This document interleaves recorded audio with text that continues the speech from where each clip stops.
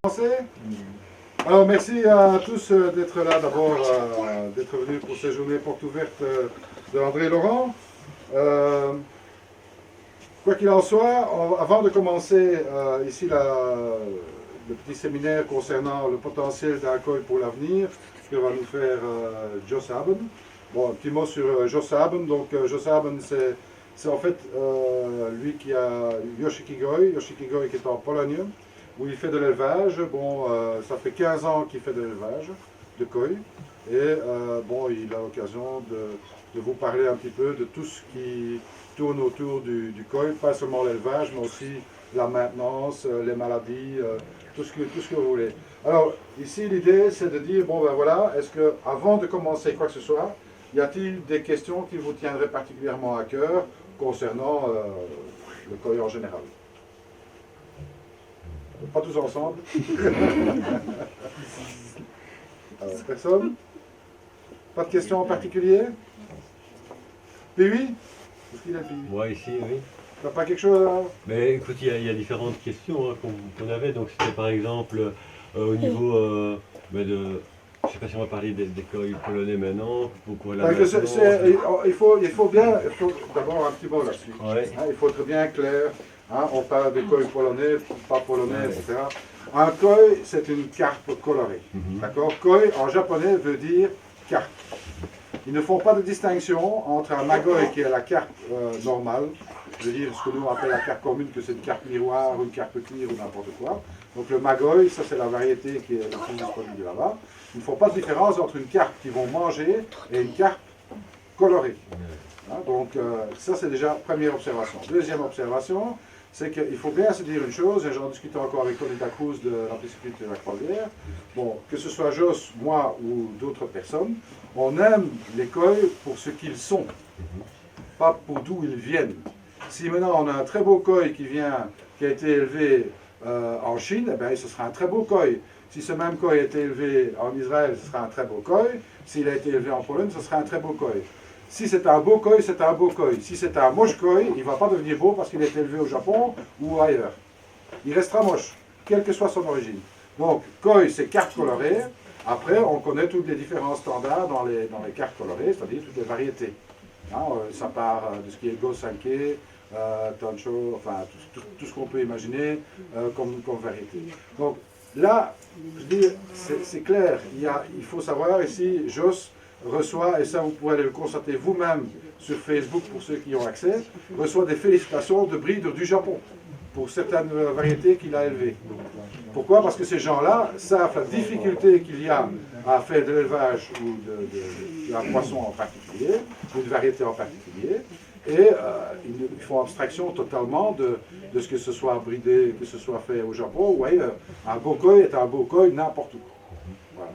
Oui, mais justement, en fonction de l'origine, la question allait varier pour savoir, justement, moi je voulais savoir concernant la résistance des poissons par rapport à l'hiver, donc l'hiver est plus long, plus rigoureux en Pologne, ça se rapproche peut-être plus de nos hivers que les hivers qu'ils connaissent au Japon. Toi, c'est des questions comme ça. Donc, bon. De vraag is feitelijk, is overschreven. Je vais commencer. Yeah. Parce qu'on a décidé de parler en anglais, comme ça tout le monde pourra comprendre au-delà de la francophonie. So the question was, finally, is it the big difference between this breeding, the koi is breeding in Poland or in Japan or in other countries? Because the winters are different in Japan between Poland, for example. Is it a difference to the stability of the koi, question of growth, of growth, of capacity to hold the disease and things like this?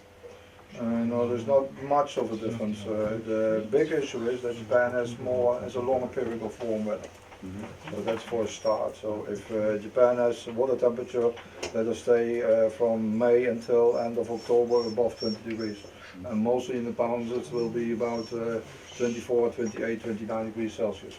So that means that they have a very long period of growing in the pond. This is different what we have in Poland or different what we have here in Belgium or any other country in Europe. We might be lucky to have water temperatures normally in an outside pond, let us say 20 until 22 degrees. Mostly if we have 4 till 6 weeks in a year, we are lucky. So that is the big difference. But the good thing from Poland is that Poland has a land climate. That means we have warmer summers. The summer is a big difference from here. So there's a lot higher temperature in Poland in the summertime than what we have down here. So a difference between the disease, for example, no difference because it's not stronger koi because it's breeding in Poland between Japan stronger for the winter, for example. For me, stronger is the best koi also in Poland with us. We keep them inside.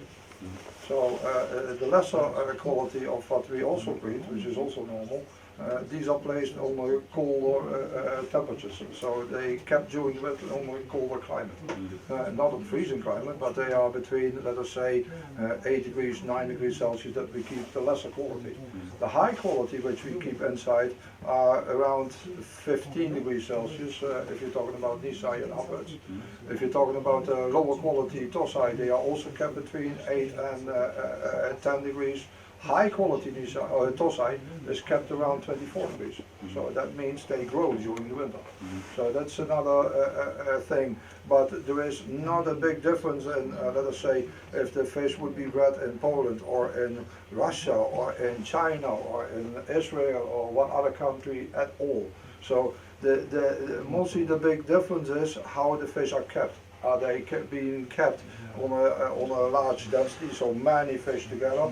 Are they being kept on that you have a sense with not so many fish inside? So it all depends how you keep the fish during the winter and if you keep the fish without too many treatments.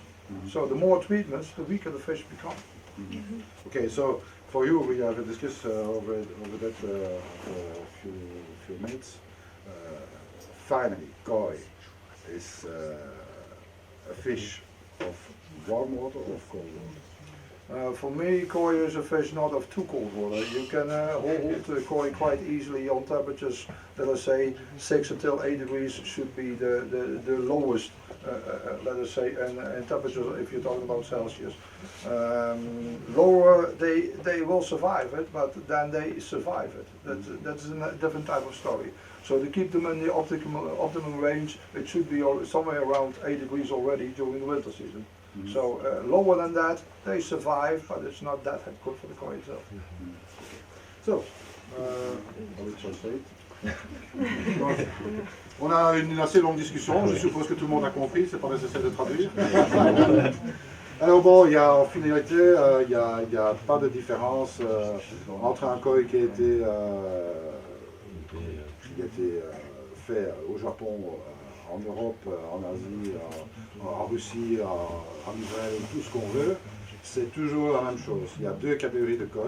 Il y a la catégorie de koi qui est de haute qualité et puis il y a la catégorie de koi de basse qualité. C'est deux choses complètement différentes. Que ce soit dans n'importe quel pays où on les élève, c'est la même chose. Donc alors, premièrement, pour ce qui est des qualités supérieures, tous ces poissons sont toujours chauffés dans n'importe quel pays. Donc ça veut dire en clair que ces poissons sont maintenus avec des températures entre Tosai, Nisai jusqu'au même Sensai à 24 degrés l'hiver. Donc ce ne sont pas des poissons qui sont là en hiver dans de l'eau froide. Alors bon, au niveau de la résistance, la différence est minime entre tous ces différents poissons. Il faut savoir, est-ce que je posais la question, est-ce que le koi est un poisson d'eau chaude ou un poisson d'eau froide? Et la réponse est dit, c'est un poisson d'une eau pas trop froide. Donc en fait, ce n'est pas une réponse de Normand. Ça veut dire tout simplement qu'un koi ne devrait jamais descendre à une température inférieure à 7-8 degrés. En dessous de 7 degrés, 7-8 degrés, il peut survivre, mais on dit bien survivre, pas vivre. Donc en principe, il faut maintenir une température supérieure à 7-8 degrés dans l'eau. Parce qu'en dessous de ça, eh bien, il n'est pas dans des conditions optimales. Alors qu'est-ce qui fait la différence entre le Japon et la Pologne, puisque c'est la question qui était posée initialement? Et la différence réside dans le climat. En fait, les étés ou les printemps et été, automne sont beaucoup plus longs au Japon qu'en Pologne. Donc, ce qui veut dire qu'ils parviennent à avoir une eau à 20 degrés, on va dire, du mois de mars jusqu'au mois d'octobre. Tandis que ici, évidemment, si on a 6 semaines de l'eau à 20 degrés, c'est déjà très très bien. Donc ça fait une très grande différence par rapport à la Pologne et la Belgique déjà, ou la Hollande, ou le Benelux en général, ou même la France. Par contre, les hivers sont très courts au Japon, mais ils sont très durs aussi. Donc c'est pour ça que même au Japon, tous les poissons de bonne qualité sont toujours rentrés. Et les poissons de moins bonne qualité sont toujours maintenus à des températures supérieures à 6 degrés centigrades. Donc il n'y a pas d'humidité spéciale pour un koi polonais par rapport à un koi d'une autre origine quelle qu'elle soit. Donc en hiver, il sort tous ces poissons de ces mud ponds de toute façon. In the winter, all the fishes goes out the mud ponds. Not all. We have some mud ponds because we have quite a few fish. So not all will go out of the mud ponds, but the mud ponds are 4 until 5 meters deep. So we still have some fish outside which will go to the minimum of 4 degrees. So because we don't have an option yet, we are building a very big new koi house towards the koi house we have now, and then all the fish will go inside. But at this point, still some fish are outside. But they are caught from those ponds in spring season around April, end of April. Then they come inside for 2 months before they are sold. So before they leave the farm, they have 2 months of quarantine to build them up on power again. So not all of the fish of us will go inside during the winter because we don't have the space yet to keep them inside. Donc actuellement, tous les poissons ne rentrent pas en intérieur. Il y a une partie des poissons qui restent dans les mud ponds. Mais bon, ce sont des mud ponds qui font 4 à 5 mètres de profond. Ça c'est déjà un point. Deuxième point, bon, ils n'ont pas les facilités, c'est-à-dire l'espace nécessaire pour tous les rentrer. Mais par contre, tous les poissons qui sont restés l'hiver à l'extérieur sont rentrés 2 mois en quarantaine avant d'être expédiés, je veux dire, à la vente, etc. Tous, sans exception. Ce qui veut dire que là, on les remet en température et en conditionnement pour qu'ils reprennent vigueur, etc. avant de les expédier vers les différents magasins. But we keep about 40,000 fish inside. Mais pour l'instant, ils élèvent quand même 40 000 poissons en intérieur. That's quite a lot. Donc il dit c'est évidemment beaucoup. Hein. So, how many fish you kept, you breed this year? This year we're about 8.5 million that we bred, and we have about altogether 45,000 that survived all the calls. And high quality is about 5,000 pieces, which we consider to be high quality. Then you're talking about the top quality. This is maybe 100 pieces. If you talk about what I think will be the best of the farm, you're talking about 3 until 4 or 5 pieces. Sure. I asked the numbers because it's the starting of Alzheimer. Donc j'ai posé la question de combien de koi ils ont élevé cette année. Alors ils ont élevé cette année 8,5 millions d'alevins. Sur les 8,5 millions d'alevins, il y en a 45 000 qui ont survécu. Quand on parle de haute qualité, high quality fish, how many? If you talk about the high quality, real high quality is, let us say, about 5,000. Donc la haute qualité, c'est 5 000. And the top? Top quality is 100 to 100 pieces. Donc dans le top qualité, on parle de 100 ou 200 pièces. And the real Tategoi, 3-4 pieces, maybe 5, but more 2, 3, 4 pieces. Et on parle de Tategoi, mais pas au sens usurpé du terme, mais le vrai Tategoi, on parle entre 3 et 5 pièces. D'accord. Donc, quand on dit qu'un poisson de haute qualité coûte cher, vous avez vu les rapports. Donc c'est normal. Si on passe sur 100 pièces ou 200 pièces en high level, en haute qualité, on n'est pas encore au niveau du Tategoi. On est à 5 pièces sur 45 000. Ça commence à coûter cher, hein, c'est tout à fait normal. Que ce soit en Pologne ou n'importe quel pays, ça ne change rien. D'accord. Une autre question? Mais peut-être, qu'est-ce qu'il considère pour la filtration, peut-être des bassins, s'il est plutôt sur tout ce qui est filtration mécanique très technologique ou bien plutôt ce qui est bio? Ça me fait déjà sourire, mais enfin on va poser les questions. I start to laughing, but I give you the question. What is your point of view of the filtration of a pond?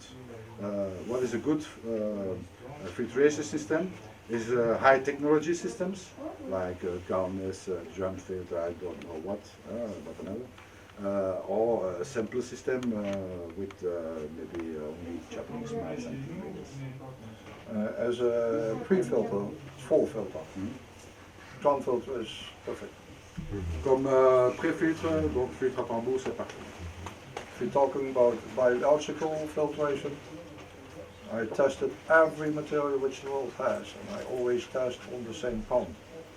Not 2 pounds, 1 pound this filter, 1 pound that filter. I test on the same pound, and then I put one filter out. I sort of got one filter, and then I test the difference in water quality.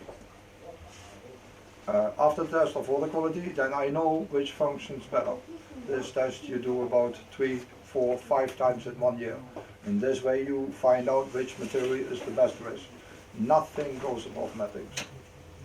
Donc en fait, il a essayé donc de faire pour la partie biologique des tests. Donc, et les tests, c'est pas de faire sur les différents bassins, mais toujours sur le même bassin. Donc alors après, bon, il démarre ce bassin, toujours dans les mêmes conditions, et il peut le faire 4 ou 5 fois sur une année, avec différents types de matériel dedans, différents supports bactériens. Et alors, il teste à chaque fois les qualités d'eau. Et c'est en fonction de la qualité d'eau qu'évidemment on voit si le fonctionnement du filtre il est correct ou pas, ou qu'est-ce qui va mieux ou qu'est-ce qui va moins bien. Et jusqu'à maintenant, il n'y a rien qui va au-dessus du tapis japonais. For us it's very important to know which is best, because most filter material, if you're talking about the price, is similar. There's not much different in price of filter material. If you're talking about calmness or you're talking about mats, things like that, there's not much price difference. Well, so what is important is how much can you do with a certain type of space on the right filter material. And if you then talk about that space, then nothing can beat the mat if the mat stays clean. If the mat gets dirty, then go to calmness. Donc en fait, c'est ce qu'il dit, donc pour c'est important pour eux de savoir en fait quel est le meilleur système biologique, puisque bon, c'est vraiment important pour la qualité, pour garder un poisson de qualité, si tu veux. Et bon, si on prend la relation du volume à traiter par rapport à une matériel de filtration qui est utilisé, il n'y a rien qui va au-dessus du tapis japonais. Mais il y a un prérequis du tapis japonais propre. Parce que si le tapis japonais viendrait à se salir, donc à se colmater, alors il vaut mieux passer sur du calmness. Calmness is number 2. Calmness c'est le deuxième Helix. 6, 7. Helix, 6e, 7e. C'est une grande différence. It's an easy test to do. What we mostly do is we take one filter of 4 chambers, then we place one drum filter at the front, and then we do the test, so the dirt is out. So that means most people think that the filtration is there to get rid of the poop and everything from the fish. That is not what the filtration needs to do. Filtration needs to work for ammonia and nitrate, nothing else. And it produces some type of enzyme for the water later on, and the cultures which you need to keep your water healthy. So the thing is that we do a test on a 4 system filtration, and then we place in 2 chambers which are the same size. We place this filter material, and the other 2 we place this filter material. Then, after the pond is running for half a year, we take 1 chamber of filter material out. And then you can test what will happen with your water quality. What does nitrate do? What does pH do? All these type of things, all parameters are tested. And they are tested electronically. So after you do this test, then you find out which is working better. So if you're talking about calmness, we had one test which we repeated 3 times. And 2 chambers of calmness do the same thing as 1 chamber of mat. It's very often said calmness is very good, very high quality also for filtrational things, which according to that. Also very often it is said on calmness there's a younger culture which eats more, like let us say, eats more of ammonia and nitrate. That's not the case. So. Donc en fait, qu'est-ce qu'ils font comme test? Ils prennent un filtre à 4 chambres et ils mettent en tête de ça un filtre à tambour. Alors il y a beaucoup de gens qui considèrent en fait que le filtre il est là pour aider à filtrer les particules qui sont dans l'eau, c'est tout à fait faux. Donc un filtre biologique ne sert à traiter que l'ammoniac et le nitrite et c'est tout. Donc il n'y a rien d'autre qui peut traiter un filtre biologique. Alors bon, qu'est-ce qu'ils font? Ils mettent 4 chambres en tapis japonais, et puis on laisse tourner ça pendant 6 mois, et puis on vide une chambre, et on voit qu'est-ce qui se passe alors avec les nitrites, l'ammoniac, etc., comment est-ce que les choses évoluent. Alors pour le faire court, ils ont aussi fait des tests avec les Cairnes, pour avoir la capacité de ce qu'est capable de faire un filtre à tapis japonais, donc une chambre de tapis japonais. Pour remplacer une chambre de tapis japonais, il faut 2 chambres en Cairnes. Alors qu'on a toujours prétendu le contraire, mais c'est faux. Donc il faut 2 fois plus de Cairnes que de tapis japonais pour arriver au résultat tout à fait identique. Very often with filter material, it's said that 1 square meter can hold 2 square meters of bacteria. So that's a lie. That can't. So very often it's said that this material can contain more bacteria because they can settle more on the same material. But when it's full, it's full. And the film-rich bacteria need to build to get to the ammonia and to get to the nitrate. That's a completely different story. So when it's filled, full is full. You can't do 2 layers on top of each other because the lower layer will die. So you can't get a very thick layer, you can't get a very thin layer, you're somewhere in the medium. But when it's covered, it's covered. You can't do more than that. So when people are saying you can make from this space, you can hold this much material, can't. It's logic. This can hold this much material, no more. Donc en fait ce qu'il dit, bon ça c'est toute la polémique qu'il y a sur les surfaces de colonisation en fait. Hein, qu'il a dit, si tu as cette surface-là, tu ne peux pas faire ça de bactéries. Donc en fait cette surface-là peut contenir que ça de bactéries, et pas plus. Parce qu'en fait, pour arriver à traiter l'ammoniac et les nitrites, les bactéries ont besoin d'un support, ce qu'on appelle en fait un voile. C'est un voile qui se met. Mais si on augmente l'épaisseur de ce voile, ce qui est en dessous meurt. Donc en fait, il n'y a que la surface. Donc 1 cm², c'est 1 cm². Et ce n'est pas parce que il y a plus de surface possible à cause des petits trous, des machins, etc. C'est faux. 1 cm², c'est 1 cm². Basta. Donc ça, c'est ce qu'on a toujours dit. Chez nous, en tous les cas, et ça c'est un grand problème, et encore, il faut encore rajouter les possibilités d'oxygénation, puisqu'on travaille avec des aérobies, donc on doit oxygéner tout ça. L'avantage du tapis japonais, c'est justement que l'eau peut bien brasser l'ensemble des fibres, et pas de rester figée quelque part. The thing is very often, just heard you talking about oxygen, everybody is doing an awful amount of oxygen in the chamber with calmness. And they don't do this with methane. There is the secret. That's why the calmness is working better then. If you take the same amount of oxygen into the meth chamber, that is a completely different story. But everybody is saying on calmness, it needs to go like this. There is no area which is not moving in this chamber. On the meth chamber, very often people just put 1 or 2 air stones below, or none. So the model always takes the way of the shortest resistance. So it always takes the easy way. If you flush the entire system below the methanes, water needs to go everywhere. Then you have a completely different type of system. So aeration is the key. Donc c'est ce qu'il dit ici, en fait, l'oxygénation, on dit toujours, oui, les carnets ça marche mieux que les tapis japonais, mais qu'est-ce qu'on fait avec les carnets? On fait du moving bed, c'est-à-dire on fait un espèce de bouillon qui va faire que tous ces carnets se mettent en mouvement, etc. Pour arriver à faire ça, il faut mettre beaucoup d'oxygène dedans, enfin, beaucoup d'air dedans.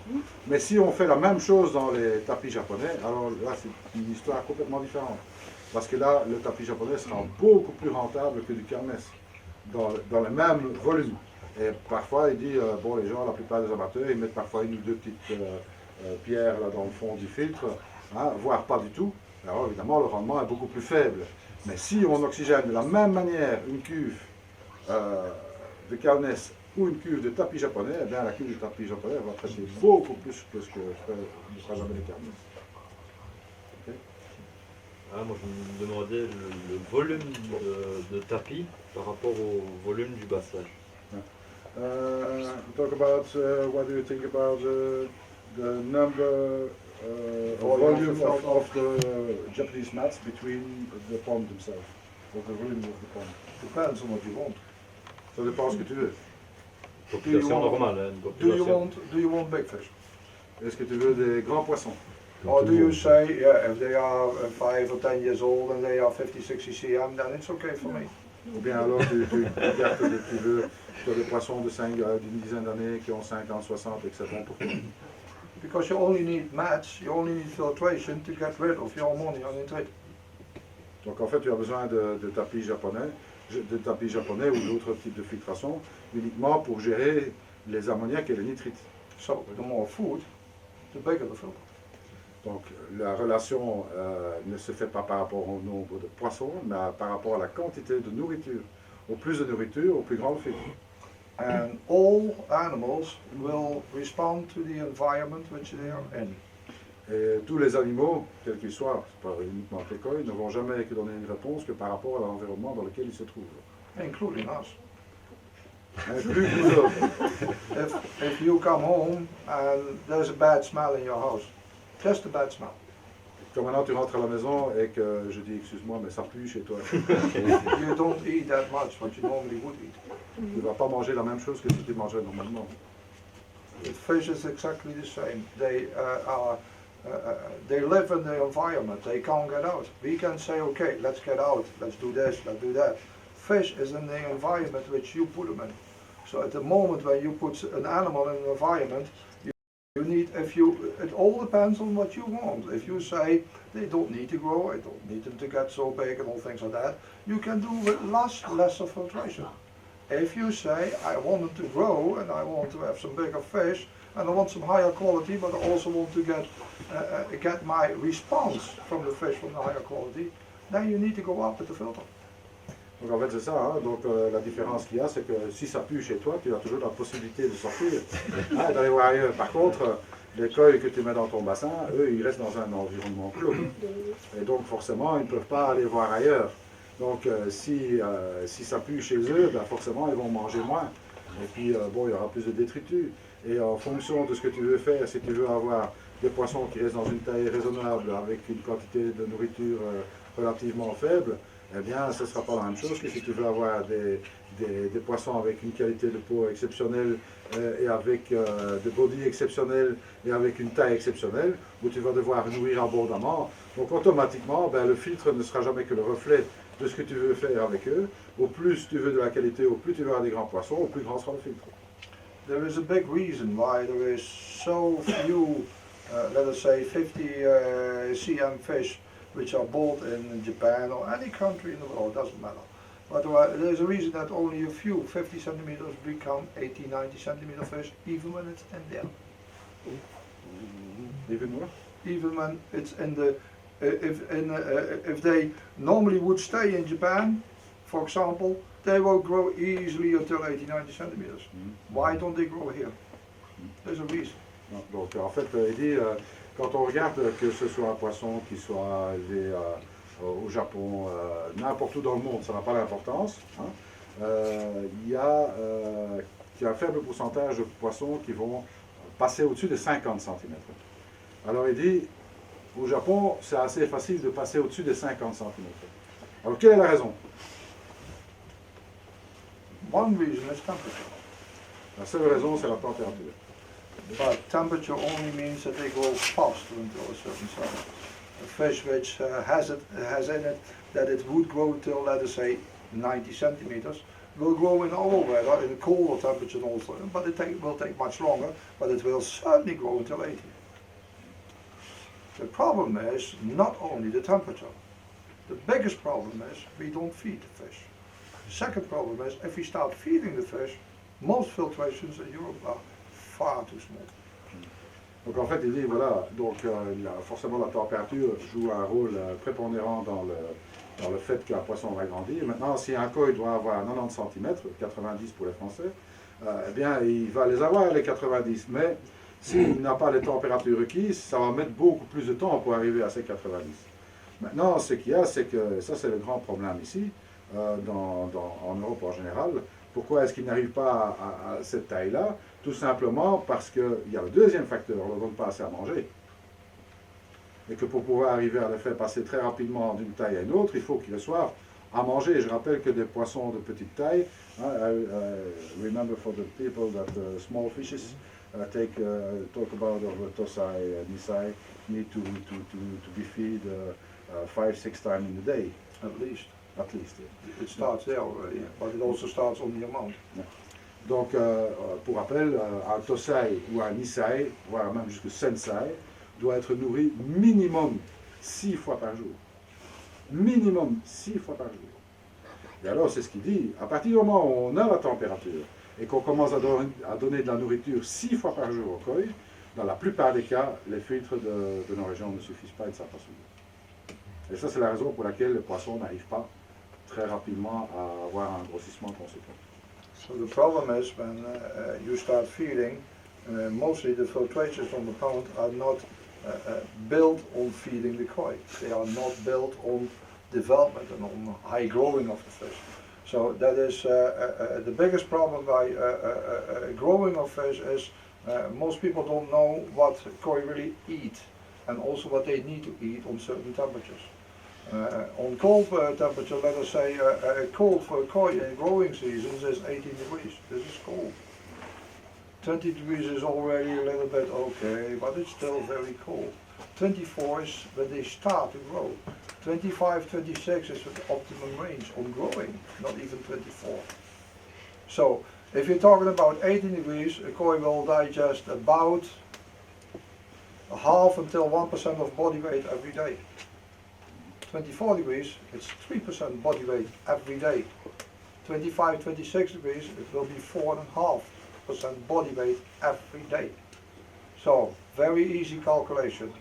We have 1 pound, 200 nisai, about 40 cm big. They eat 200, 30 kilograms of food a day. So that means 20 fish in the pound needs to eat 2-3 kilograms a day. Bon, ça va être difficile à traduire ça parce qu'il y en a peut-être beaucoup, hein? A lot of numbers there. You need to cut. Good. Donc ça c'est le plus grand problème en fait là, c'est que bon, le grossissement. Quoi? Il y en a derrière qui veulent rentrer. Tu coupes alors? Tu dois arrêter aussi. Termine. J'ai l'air d'avoir continué là. On va laisser rentrer ces gens-là, on va pas les laisser repartir. Il y en a qui rentrent et d'autres qui sortent. Ah, ok. Donc on parlait du grossissement des poissons. Bon, ben, il faut savoir qu'évidemment, beaucoup de gens font un bassin sans savoir en fait ce qu'ils ont besoin réellement pour faire du grossissement. Il y a très peu de gens qui font des bassins vraiment pour le grossissement d'un poisson. Alors bon, si on prend comme exemple de qu'est-ce que doivent avoir les poissons, il faut mettre la relation température et volume de poisson dans un bassin. Alors il faut savoir qu'à 18 degrés, un poisson n'augmente pas sa masse corporelle, ne grandit pas.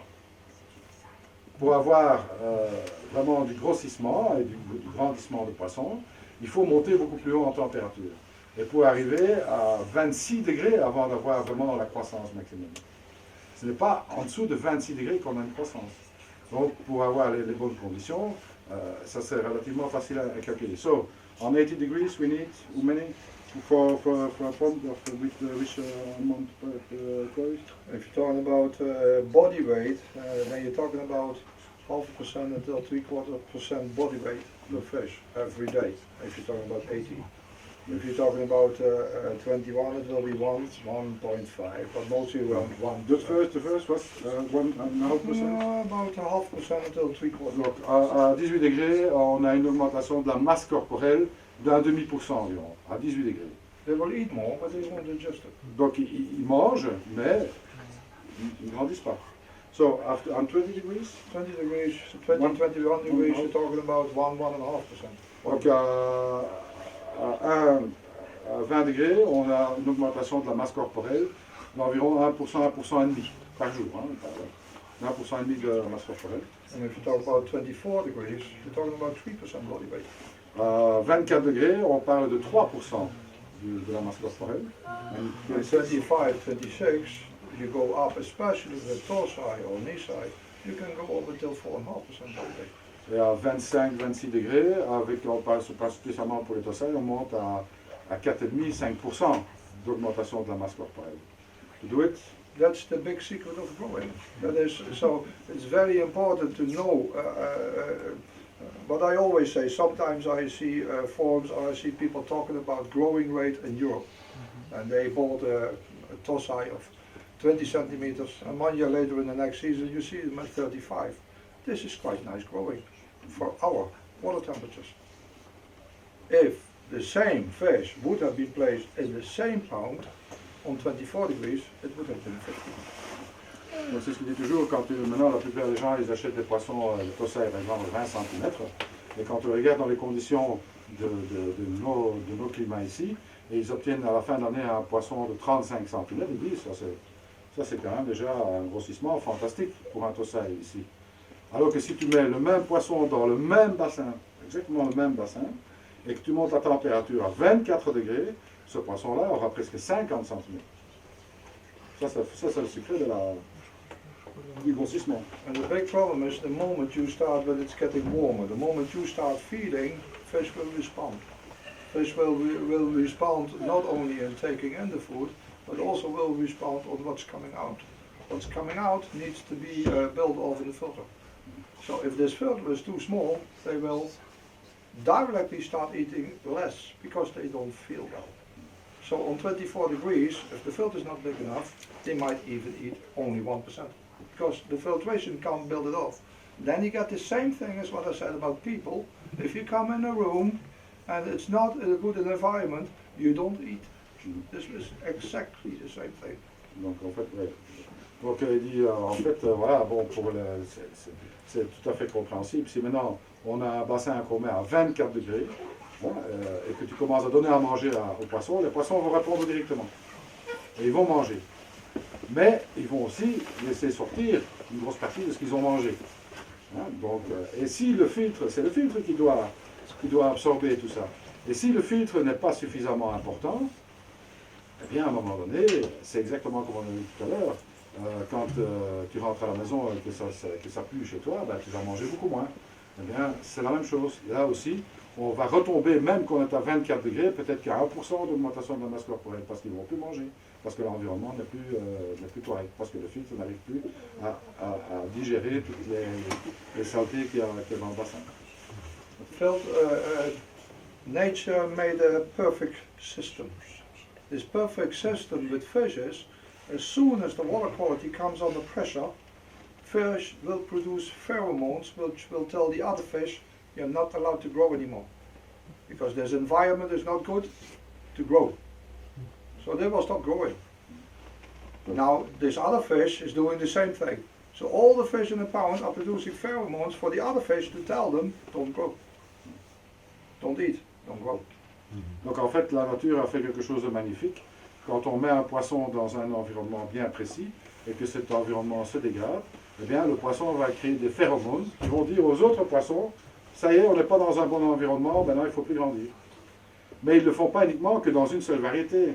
Ils vont aussi prévenir les autres variétés de ce même étang, de dire que bon, ben voilà, l'environnement n'est pas bon. Et eux vont aussi produire des phéromones pour dire que c'est pas bon. Et tout le monde arrête de grandir. Et ça, c'est le problème. That is also the reason why in big ponds, very big ponds, like the mud pond for example, if you go to Japan to a mud pond, you will see the same thing as also in our ponds. The lesser fish are in there, even on the same amount of food, they get bigger. The less fish you keep, the bigger they become. Because then there is enough space to grow. If you do, let us say, many people from the koi scene also do carp fishing. You will always find out if you go to a lake carp fishing, you will find only a few very big carp. As soon as they are out, 2 or 3 other ones will get big. Not before. Donc c'est ça qu'il explique en fait, c'est que bon, quand on regarde comment ça se passe par exemple au Japon, dans les mud ponds, ailleurs c'est la même chose, ils mettent très très peu de poissons dans un mud pond qui est gigantesque. Et pourquoi? Parce qu'ils peuvent les donner à nourrir abondamment et il y a de la place assez que pour pouvoir digérer en fait les saloperies qu'ils vont produire tout simplement. Si maintenant on prend l'exemple d'un étang ici, on parle d'un étang classique, pour les pêcheurs, eh bien, ils savent très bien, les pêcheurs, qu'il n'y a que quelques exemplaires de carpes qui vont devenir vraiment très grosses. D'accord? Et quand on va sortir ces carpes très grosses, et qu'on ne va plus les remettre dans le bassin, ce n'est qu'à ce moment-là qu'il y en a d'autres qui vont devenir très grosses. Tant que les grosses seront dedans, les autres ne vont pas grandir. Il faut d'abord que les grosses pièces soient sorties et on ne parle pas de koi ici, on parle de carpes communes. Et ça, tous les pêcheurs le savent très bien. So there are two very important issues by growing. Number one is water temperature. Number two is the pheromones which the fish produce. And number three, you should say three, and of course the water quality. And water quality is all depending on how big is your filtration and how much water do you change. Most people think if they have a bigger pond or a smaller pond, but that 10% in a week, if you really want to grow your fish, is enough. It's not enough. You need to go more. Donc en fait, c'est ça qui dit en réalité les grands secrets pour le grossissement d'un poisson. C'est bien sûr la température, les phéromones que les poissons produisent à cause de l'environnement et bien sûr la qualité de l'eau. Alors il y a beaucoup de gens qui disent oui, la qualité de l'eau, qui disent bon ben si on change 10% d'eau par semaine, on a une bonne qualité d'eau. Il dit que si on veut vraiment avoir du grossissement et vraiment chercher à nourrir un maximum, 10% est vraiment insuffisant. Il faut monter beaucoup plus haut que 10% de changement d'eau par semaine. So if you count these three things together, then you know that if you want to grow your fish, or if you want to have bigger fish, or if you want to have the full optimum, let us say, quality coming out of the fish, you need to place heat in the summer, not in the winter. In the winter time, when it's on these lower temperatures, 6-8 degrees, they come through the winter quite okay. But if you want to grow your fish, raise the temperature for the summer until 24, 25, 26. Then you have growing. Donc si maintenant vous voulez vraiment avoir de la qualité dans vos poissons, du grossissement et avoir des grandes pièces dans vos bassins, il n'y a pas 36 solutions. C'est évidemment limiter le nombre de poissons dans un volume donné. Ça c'est une chose. Donner les quantités de nourriture évidemment qui vont avec, mais surtout de chauffer le bassin en été et pas en hiver. Puisqu'on doit chercher à avoir 24, 25, 26 degrés dans le bassin. En hiver, ça coûte beaucoup trop cher pour les avoir. Donc, par contre, en été, il y a moyen de les monter sans que ça coûte trop cher. Vous pouvez le faire avec des panneaux solaires ou des choses comme ça. C'est pas pour ça qu'il faut mettre de l'énergie dedans. Mais c'est en été qu'il faut chauffer le bassin. Et c'est ce qu'il disait, là, tantôt j'ai oublié de traduire ça. C'est en Pologne, ils ont un air continental, ce qui fait qu'en été, la température moyenne des bassins est beaucoup plus élevée que ce que nous, on peut avoir ici. Donc, ce qui leur permet d'avoir justement, pendant 2 ou 3 mois, ils ont 25 degrés dans les bassins à l'extérieur. Ce que nous, on ne peut pas avoir. On peut avoir ça que quelques jours chez nous. Et c'est pour ça qu'il y a un grossissement qui est beaucoup plus important en Pologne, avec un climat continental par rapport à nos régions ici. So you see, on your question, there are a lot of answers. It all depends on what you want. En fait, c'est ce qu'il dit, en réalité, avec les quelques questions qu'on vient de poser ici, puisqu'on a posé 3 ou 4 questions au maximum, on a déjà donné un tas de réponses. Parce qu'en réalité, tout est relié ensemble. Et le moindre maillon qui est défaillant dans un système, tout se déséquilibre. Optimum range, one fish, 2,000-3,000 liters of water. La bonne situation, donc la situation optimum pour le grossissement, etc. Un koi, 2 à 3 mètres cubes d'eau. Second thing is get water temperature up in the summertime until 24, 25, 26 degrees. Deuxième chose, en été, avoir des températures dans le bassin qui vont 24, 25, 26 degrés. And third thing is do the water changes at least 10% a day. Et dernière chose, attention, ça va hurler. Dernière chose, c'est 10% de changement d'eau par jour. And filtration would be around between, depends on how big the pound is, because that is still of influence on the fish. But let us say a pound of 30,000 liters of water would need a filtration no lower than 4, 5, 6,000 liters. Donc pour un bassin pour la filtration, ça dépend évidemment du nombre de poissons, etc. Mais pour un bassin par exemple de 30 mètres cubes, il faut considérer un filtre de 4 à 5 mètres cubes. then you On go parle de 4 à 5 mètres cubes de biologique. Just Japan's not. Then your fish will go big. Et alors là, à ce moment-là, les poissons vont commencer à grandir. Et pas oublier, and food. Yeah, food. If you can, if the filtration is big enough, you can feed. So it's not about how many kilos If you talk about, if you have 20 koi, bigger koi, you're talking about between 2 and 4 kilograms a day. for 10. Yeah, for about, let us say, if you're talking about, the problem is very often a 60, 70 centimeter fish eats less than a 30, 40 centimeter fish. They can do almost the same amount of food because when they are very small, they need much more to really set off in growing. So what you will see if you have, let us say, 10 fish of, let us say 20 centimeters, and you have 10 fish of 60, 70 centimeters, they will almost eat the same amount. So the bigger they become, the less they're going to need to continue in their growing, continue in their weight. Donc pour donner une idée, quand même, pour fixer les idées, attention, ça va hurler. Pour 10 koi, pour avoir du grossissement de 10 koi, il faut considérer 2 à 3 kilos de nourriture par jour. D'accord? 2 à 3 kilos de nourriture par jour. Alors, je disais qu'en fait, quand on prend des poissons de 60 cm ou qu'on prend des poissons qui vont jusqu'à 80 cm, si on regarde l'évolution, la quantité de nourriture reste la même. Donc il n'y a pas d'évolution. On essaie de nourrir toujours au maximum. Mais si on veut vraiment avoir du grossissement, c'est 2 à 3 kilos par jour pour 10 koi. Ça fixe un peu les idées? So that's why I always say it depends on what people want with the fish. If you say I'm happy and I have a 20 or 30,000 liter pound, and I'm happy with 10 very nice high quality fish, you can take the optimum range for these fish. You can grow them until the optimum range. If you say I'm going to have a pound of 30,000 liters and I'm going to put 30 fish inside, also then it's possible. But you need a much larger filtration. You need much more water change and all the things which are adding to the system. So even on a pound of 30,000 liters with 50 fish, you can grow them all until 80 cm. That is not the problem. But then you need water changes, you need a much bigger filtration, you need so much food, all things like that. So this will all add to this rule of how big does the filtration for your pot need to be. It all depends on the amount of fish and what you want. Donc en fait, pour résumer un petit peu ce qu'il vient de dire, tout dépend maintenant de ce que vous voulez en réalité. Hein, tout est possible de faire. Si vous avez un bassin de 10 000 litres et avoir un bon grossissement, c'est possible de le faire. Si vous allez avoir un bassin de 30 000 litres et que vous voulez mettre 30 poissons dedans et avoir un bon grossissement, c'est possible de le faire. Si vous voulez avoir toujours ce 30 000 litres avec 50 poissons dedans et avoir le même grossissement, c'est aussi possible de le faire, mais à condition d'augmenter de manière très sensible le filtre, la taille du filtre, d'augmenter de manière très sensible les quantités de nourriture et d'augmenter de manière très sensible aussi les changements d'eau. Donc tout dépend de ce qu'on veut faire.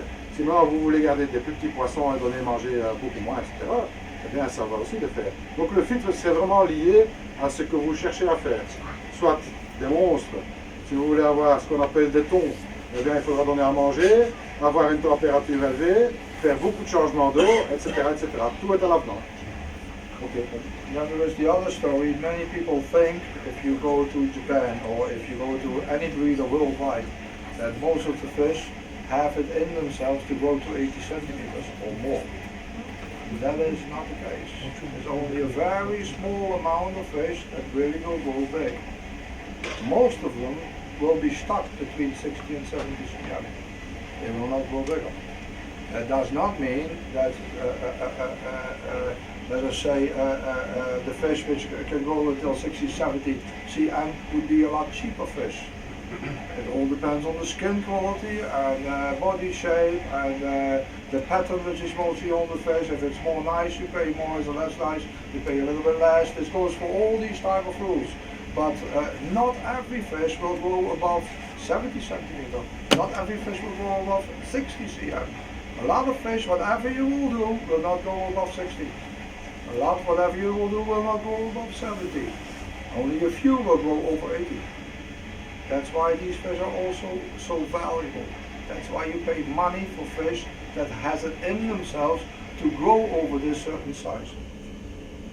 Donc maintenant ici, il dit que bon, il faut quand même un petit peu refaire l'histoire parce que beaucoup de gens pensent que quand on va au Japon, etc., eh bien, on peut trouver facilement des koi qui vont grandir jusqu'à 80-90 cm parce que c'est dans la lignée ou que sais-je encore. Il dit c'est tout à fait faux.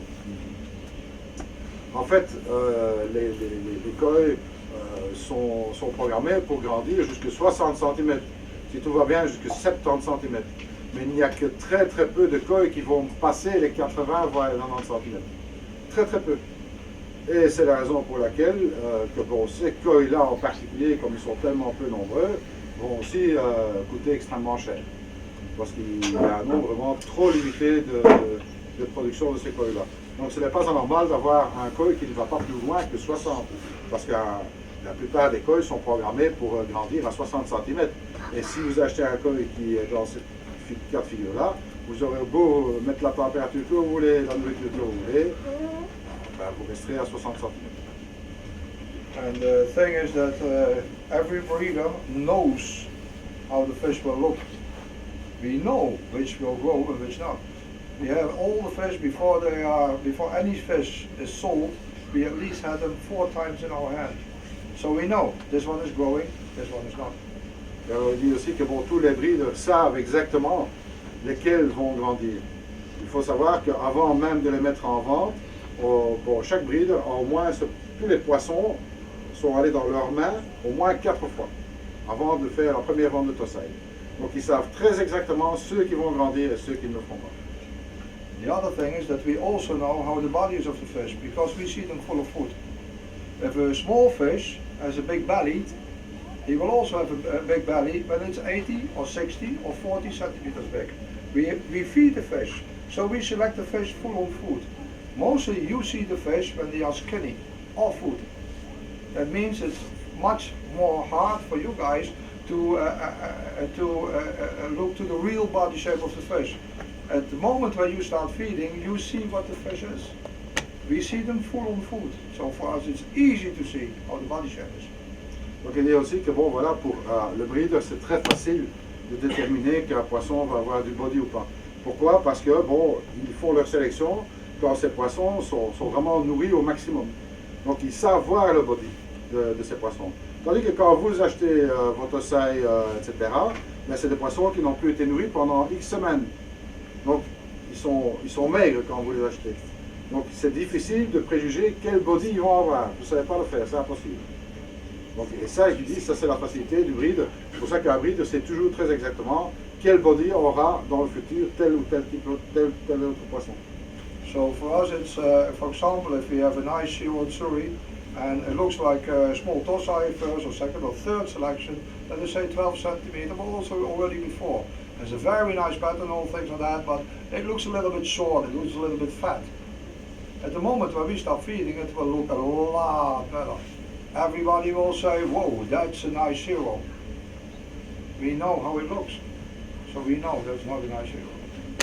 Donc il dit par exemple, vous avez un très beau Shiro que vous voyez dans un magasin. Mais il dit, quand nous on fait la sélection, on voit un Shiro qui est vraiment gonflé et qui est vraiment gras. Il dit, c'est pas difficile, on le nourrit plus pendant quelques semaines, et puis vous allez voir un Shiro, waouh, quel beau pattern, avec magnifique body, etc. Mais lui, il sait qu'il n'a pas un magnifique body, parce qu'à partir du moment où vous allez de nouveau le nourrir, il va de nouveau devenir difforme. Second thing is also on small fish, skin quality. Many people say, how can you see the skin quality? If you have a certain amount of space, this space, and you make this bigger, the same space, if you take a plastic bag and you pull on the bag, then the same bag, it's the same bag, will go bigger, but will go thinner. So at the moment when you look at a fish, when it's full, then the space which the pigmentation cell needs to cover this area is much bigger on a fat fish than on a skinny fish. That's why skinny fish look so sharp of a color. As soon as you start feeding at home, you see them becoming more bigger, you see them becoming more lighter, you see that the same space or the same color will turn lighter, red will turn orange, but very often what we see then on the smaller ones, is that we will see the windows which are already there, the open spaces, all these type of things we can see because we see them already fed. Donc en fait, ce qui explique bon, que le bris de facilité, hein, quand on prend par exemple, c'est la qualité de la peau en fait, que je voulais dire, ça c'est la deuxième chose vraiment très importante. Un bride peut le voir, c'est comme si vous prenez un plastique et que vous tirez dessus, le plastique devient de plus en plus fin à l'endroit où vous attirez, mais c'est toujours le même plastique, toujours le même volume de plastique. Mais à ce moment-là, quand il est étiré, comme la pellicule devient plus fine, eh bien c'est beaucoup plus facile de voir les couleurs, etc. parce que la pellicule est beaucoup plus fine.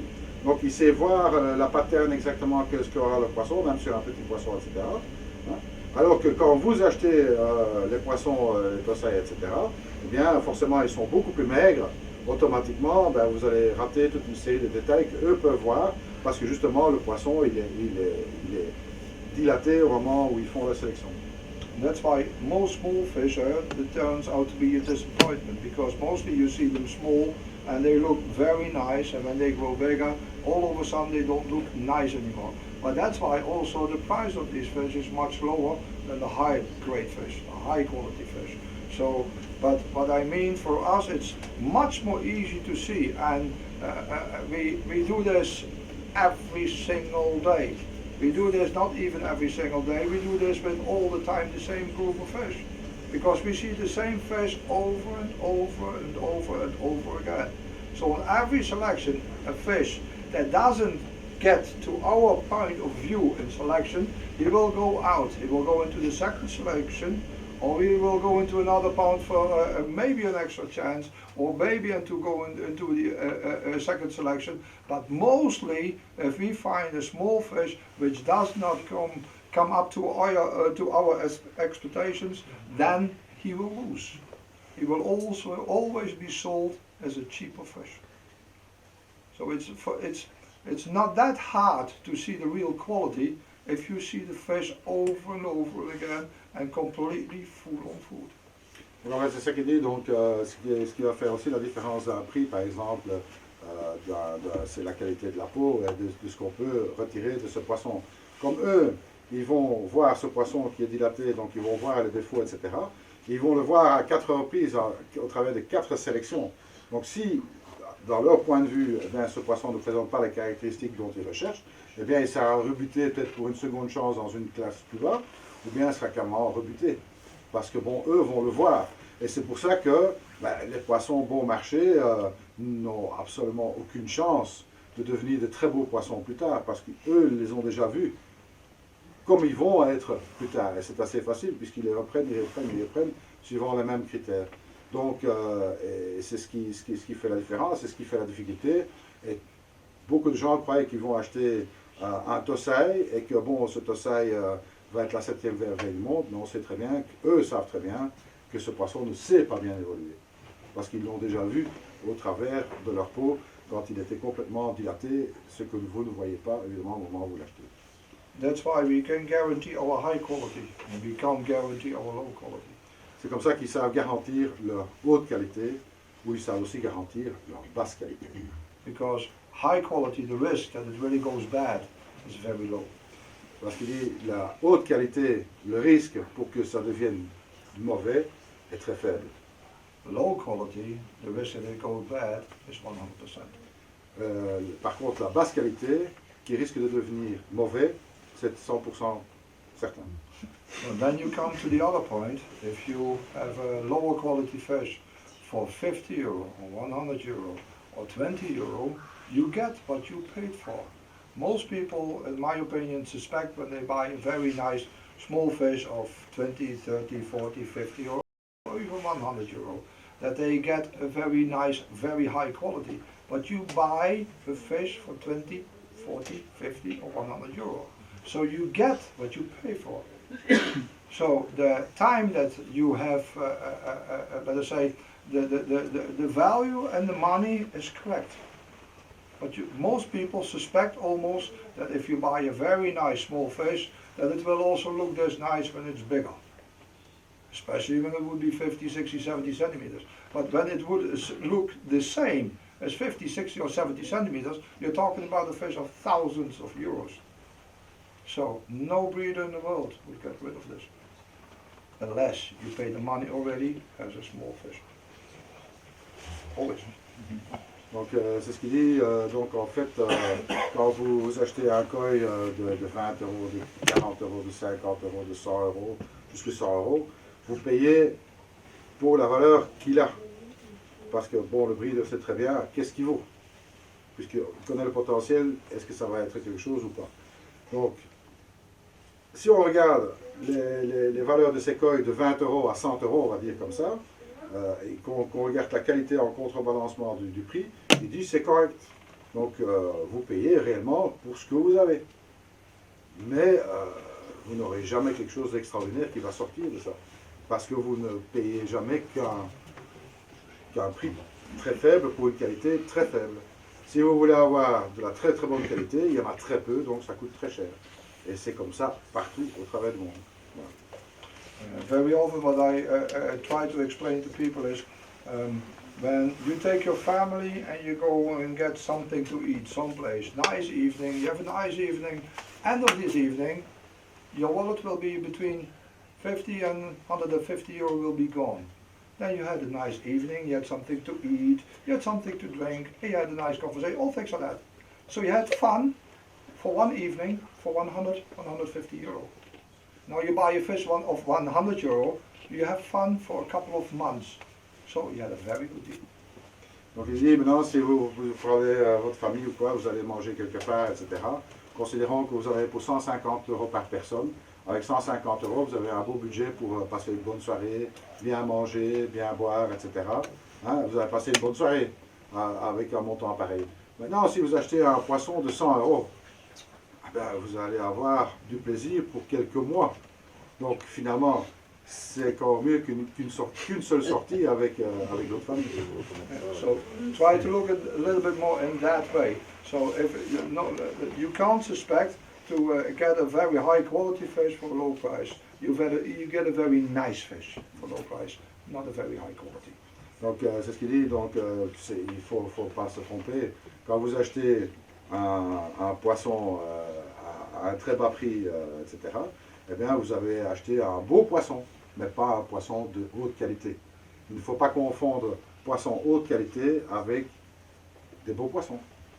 C'est deux choses différentes. Ok? Vous avez une question? Oui, je voulais en revenir au tapis japonais. Oui. On a parlé de l'oxygénation, l'aération. Oui. Quel est le meilleur emplacement pour mettre les diffuseurs? Sous les plaques de tapis ou dans, par exemple, le flot qui est avant la chambre? The best place to put the air stones in the filtering area, so where the Japanese motor is in the upflow system or behind the Japanese nets? Below. Below, donc en dessous. Below. And also the water should come below the mats, not over the mats, always below the mats. And then the aeration on the mats, make sure that the water goes in an even way up into the next chamber. So but the water also should be under the mats coming in, then the aeration should be under the mats, so you have a constant flow of the entire filter material, a constant flow of the system. Donc il faut toujours alimenter les masses de filtration par le dessous et jamais par le dessus. Comme ça, au moins, on est certain que par le dessous, avec les bulles d'air, en fait, tout est bien oxygéné. Hein, que ce serait le contraire, que ce ne serait pas le cas. Ouais. But then very often the big issue comes, if you're talking about the chamber, it's normal for most people to put, let us say, 1 liter or 1 high flow 60 or 40 on one chamber, if you're talking about calmness. But they don't do this on mats. Ouais, donc, That is wrong. You should do the same on the mats. Donc il dit, c'est tout à fait normal qu'on utilise par exemple une pompe de 60 litres minutes hein, pour alimenter du calmness, hein, pour avoir un moving bed. Ça c'est normal.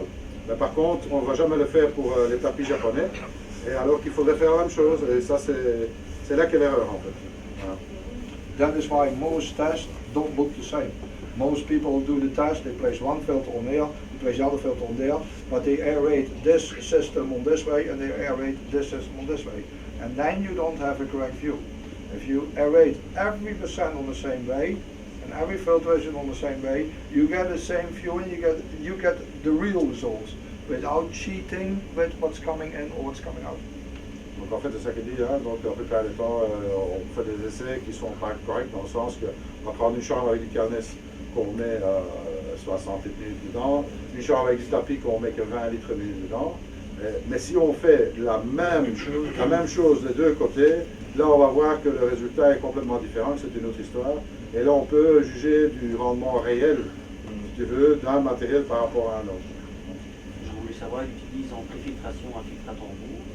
Comment est-ce qu'ils mettent alors les tapis japonais? Est-ce qu'ils les mettent les uns sur les autres ou ils utilisent un intercalaire?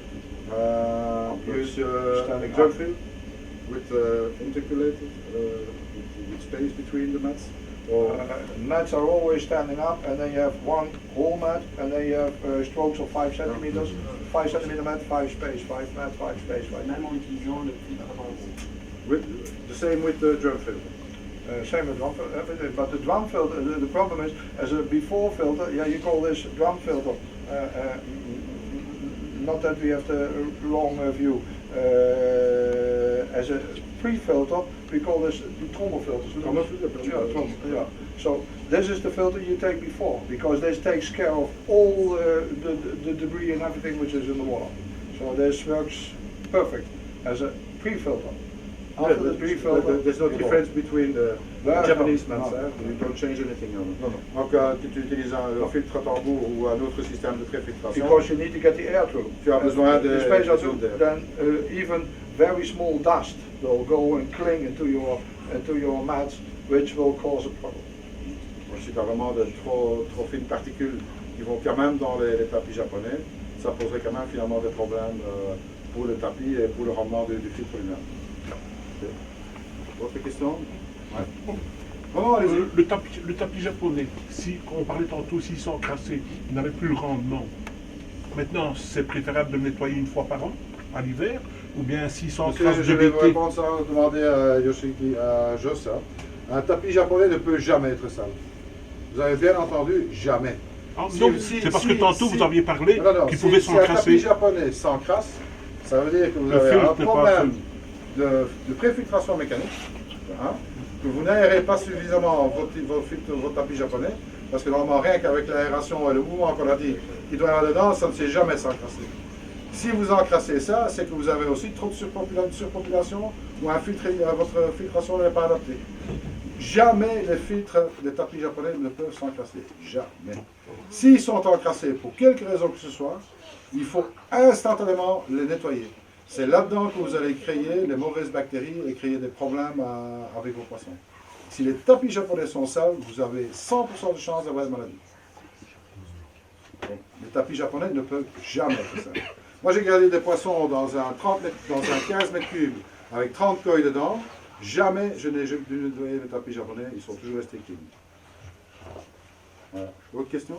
Oui, je voulais savoir, sur ce sujet, hein, au niveau du KHV, hein, on parle des poissons, enfin des porteurs sains, etc. Est-ce que d'autres cyprinidés, style poisson rouge, cyprin, etc., peuvent être porteurs sains par rapport à des... Well, the question is between the KHV and the question is possible that other fish like goldfish and all the style fish can be KHV holder. As far as they found out until now, there are fishes which can hold the KHV without, they can spread it again, so they can hold. Donc la réponse est claire, jusqu'à maintenant, ça a été démontré, ils sont porteurs sains et ils peuvent contaminer les côtes.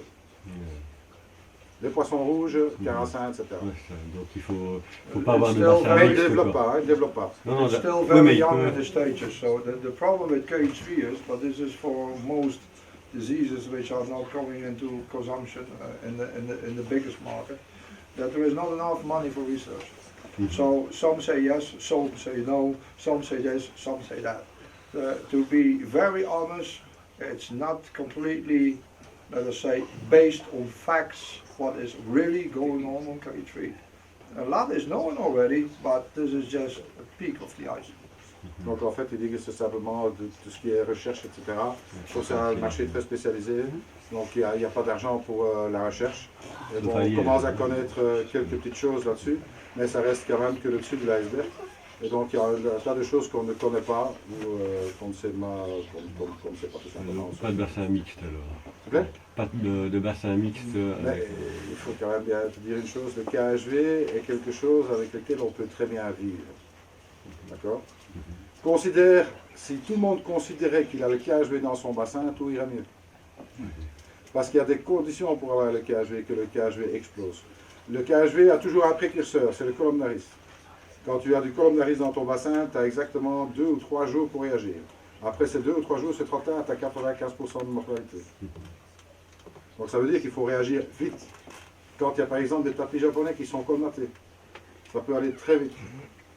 Quand il y a une mauvaise qualité d'eau, pas de changement d'eau, etc., etc., etc. Bon, bien sûr, il y a des gens qui vont vous dire « Ah oui, mais moi, ça fait des années que je l'utilise l'eau de pluie, et tatata, je fais que de la mise du complément, je ne change jamais mon eau et ça va très bien. Jusqu'au jour où ça ne va plus, mais là, ils ne viendront pas raconter. » The thing is also, many people are talking about KHV. There are more diseases than only KHV. But KHV is number one alarm bell ringing. There are much more diseases which should have the same alarm bell. Parasite is one. The problem with fish at this point, with many products which are used to kill off the parasites, and especially on Trichodina, Kostia, etc., is that the fish is building resistance for the treatment, not the parasite. The fish is starting to build up. The fungus which is on the fish, the slime layer, is getting is changing. You can see now that if we use, for example, if we use kalium permanganate for 4, 5, 6 years ago, 10 years ago, almost all slime was off the fish. Now, you can't get through anymore. So the problem is not that you can't kill the parasite with the same product anymore. The problem is you can't get through the slime layer anymore. So there will be much more problems as only KHV. Other very unknown disease for the people on the koi market is SVC. This is spring viremia of carp. This is the real disease on carp, which is worldwide making so much problem about shipping fish to other countries. SVC is number one disease. KHV is a lot more away from this disease. This will also be on the let us say on the paperwork for diseases which need to be noticed and which also takes care of a lot of death and all things like that. But we have a lot more problems than that occurring around. So what I find out very often is that many people are talking about KHV, but if you start to count how many fish are dying on other diseases than KHV, this is much more. Only KHV is directly boom, the entire pond is gone. On the other ones, one is dying there, one is dying there, one is dying there, 2 are dying there, and so on and so on and so on and so on. So, but it's not only KHV. Donc en fait, le gros problème, c'est que maintenant, c'est les résistances que font les poissons aux différents traitements qu'on leur a fait. Si on utilisait par exemple du permanganate de potassium, ça nettoyait, ça décapait carrément le poisson, mais aujourd'hui ça ne le fait plus, parce que la qualité du mucus a changé. Donc les poissons deviennent résistants, mais il dit que ce n'est pas le KHV qui est le plus grand problème. Si on regarde, le problème numéro 1, c'est les parasites. Les parasites tuent beaucoup plus que le KHV. Et les autres maladies, tout ce qui est bactérien, etc., tuent beaucoup plus. Si on regarde le nombre de poissons qui sont morts sur la planète entière du KHV et qu'on regarde ce qui est mort de tout le reste qui n'est pas du KHV, on constatera que le KHV, ce n'est qu'une toute petite partie par rapport à tout le reste. Make no mistake, if let us say Kostia would not be treated anymore, that you couldn't get to the Kostia or the slime layer or whatever, but Kostia would survive the treatments which we have now. This will kill 80% of all fish. In no time at all, in every pond. Donc maintenant ici, évidemment, il dit par exemple pour le Kostia, etc., si on veut vraiment arriver au bout des Kostia avec les produits qu'on a, eh bien on arrive à flaguer la 80% des poissons. This is what we don't see. But this is which we have to recognize. That's also why we as a farm, on a constant basis, we are trying new treatments and new ways to treat the fish and to get the slime layer open, all these type of things. Because this will come, sooner or later it will come. Resistance will be built, either the parasite or the fish. But it will come.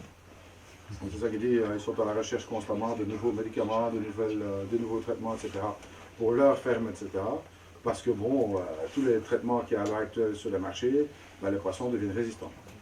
Donc c'est la même chose pour les antibiotiques, on devient résistant, je veux dire plutôt les maladies deviennent résistants par rapport à ces antibiotiques et ça devient de plus en plus difficile de les traiter. Et c'est pour ça que c'est vraiment important pour eux de trouver de nouveaux produits pour traiter les différents cas. The good thing is that more people than only we see this, and we are all working on the solutions for that problem. So we are ahead already a little bit of a problem. KHV was, boom, there's the confrontation. And then you need to see what you can do with it. You need to solve the problem. That's the best solution, but you are confronted with it at one time.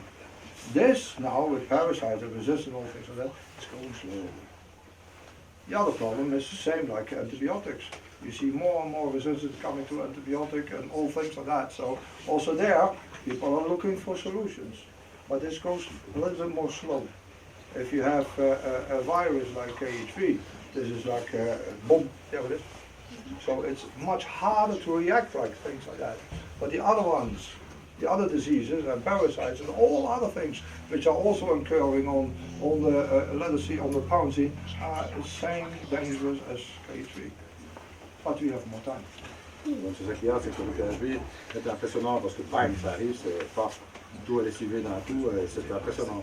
Mais les autres maladies sont aussi insidieuses et causent autant de dégâts, voire même beaucoup plus, parce que c'est beaucoup plus insidieux, ça va beaucoup plus lentement. C'est comme la résistance, comme j'expliquais tantôt, des antibiotiques hein, par rapport à nous. C'est pas quelque chose qui est brutal. Les maladies sont devenues de plus en plus résistantes avec le temps. Donc on essaie de trouver des réactions par rapport à ça. Ok, cut.